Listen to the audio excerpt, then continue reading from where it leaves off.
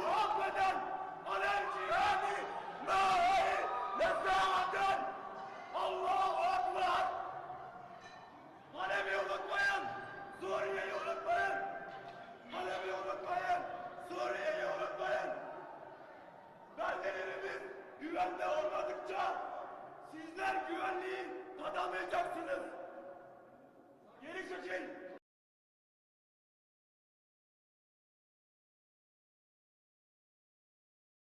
Russian ambassador to Turkey is assassinated in Ankara. Man, reported by the Associated Press to be the gunman, after the shooting of the Russian ambassador, on the floor, on Monday at a gallery in Ankara, the capital of Turkey. Credit Reuters. Istanbul, Russia's ambassador to Turkey was assassinated at an Ankara art exhibit on Monday evening by a lone Turkish gunman shouting "God is great!" And "Don't forget Aleppo, don't forget Syria," in what Russia called a terrorist attack. The gunman, described by Ankara's mayor as a policeman, also wounded at least 3 others in the assault on the envoy, Andrei G. Korlov, which was captured on Turkish video. Turkish officials said the assailant was killed by other officers in a shootout. The assassination, an embarrassing security failure in the Turkish capital, instantly vaulted relations between Turkey and Russia to a new level of crisis over the Syrian conflict on Turkey's southern doorstep, now in its 6th year. The longer-term implications for the Russia-Turkey relationship, which had been warming recently after plunging a year ago, were not immediately clear. But some analysts played down the notion that the assassination would lead to a new rupture, saying it could conversely bring the countries closer together in a shared fight against terrorism. Continue reading the main story. President Vladimir V. Putin of Russia said on Russian television that Mr. Korlov had been despicably killed in a provocation meant to disrupt ties with Turkey. Photo. Andrei G. Korlov, the Russian ambassador to Turkey, speaking at the gallery in Ankara on Monday, moments before he was shot. A man believed to be the gunman is behind him at left. Credit Berhanos Associated Press. In an emergency meeting with Foreign Minister Sergei V. Lavrov and other top officials, Mr. Putin said, "There can be only one answer to this, stepping up the fight against terrorism, and the bandits will fill this." The assassination came after days of protests by Turks angry over Russia's support for Syria's government in the conflict and the Russian role in the killings and destruction in Aleppo, the northern Syrian city. The Russian envoy was shot from behind and immediately fell to the floor while speaking at an exhibition of photographs, according to multiple accounts from the scene, the Contemporary Arts Center in the Kankaya area of Ankara. The gunman, wearing a dark suit and tie, was seen in video footage of the assault waving a pistol and shouting in Arabic, "God is great." Those who pledged allegiance to Muhammad for jihad. God is great. Then he switched to Turkish and shouted, "Don't forget Aleppo, don't forget Syria. Stab back. Stab back. Only death can take me from here." Turkish officials said the gunman was killed after a shootout with Turkish special forces. His identity was not immediately known. Continue reading the main story. Photo. People huddled during the shooting in the art gallery.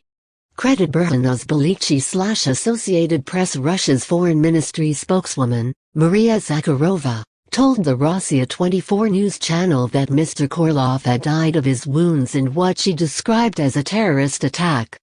Turkey's Interior Ministry said the ambassador had died at Govan Hospital in Ankara. Russian news agencies said the ambassador's wife fainted and was hospitalized after learning of her husband's death. They also said Russian tourists in Turkey had been advised against leaving their hotel rooms or visiting public places as a precaution. Russia's TASS news agency said Mr. Korlov had been shot from behind while finishing remarks at the opening of an art exhibition titled Russia Through Turks' Eyes. Mr. Korlov, who started his career as a diplomat in 1976, worked extensively in North Korea over 2 decades, before moving to the region in 2007, according to a biography on the Russian embassy's website. He became ambassador in July 2013. The attack was a rare instance of an assassination of a Russian envoy. Historians said it might have been the first since Pyotr Voykov, a Soviet ambassador to Poland, was shot to death in Warsaw in 1927. For many Russians, the assassination is likely to recall the 19th-century killing in Tehran of Alexander Griboidov, a poet and diplomat who died after a mob stormed the Russian embassy. That episode is remembered as the most severe insult to Russia's diplomatic corps in the country's history. Photo. The gunman after shooting the Russian ambassador. Credit Burhan Uzbalichi / Associated Press. More recently, the Lebanese Shiite militia Hezbollah, now allied with Russia in Syria, kidnapped 4 Soviet diplomats in 1985, killing 1 and releasing 3 a month later. The United States, which has tangled bitterly with Russia over the Syrian conflict, quickly condemned the assassination in Ankara. In a statement, Secretary of State John Kerry called it a despicable attack, which was also an assault on the right of all diplomats to safely and securely advance and represent their nations around the world. Other prominent officials who often criticized Russia's actions in Syria and elsewhere also offered their condolences. No justification for such a heinous act, Jens Stoltenberg, the Secretary-General of NATO, wrote on Twitter. Secretary-General Ban Ki-moon of the United Nations said in a statement that he was appalled by the senseless act of terror. The assassination also illustrated the long reach of the Syrian war. It has destabilized Europe with hundreds of thousands of refugees, spawned terrorist attacks in Paris and Brussels, and led to the rise of the Islamic State, which controls territory across Iraq and Syria. When the war began, Turkey was rising and confident, and Recep Tayyip Erdogan, then its prime minister, began supporting rebels seeking the ouster of the Syrian president, Bashar al-Assad. Entirely preoccupied with bringing Mr. Assad down, Turkey opened its borders to weapons and fighters flowing to the rebels, turning a blind eye, for a time, when the opposition turned increasingly Islamist. As the war ground on, the consequences for Turkey were profound. It was overwhelmed with refugees, more than 3 million now reside in the country, and the rise of the Islamic State led to terrorist attacks within Turkey's borders. Continue reading the main story. Photo. The Turkish police secured the area outside the art gallery after the attack.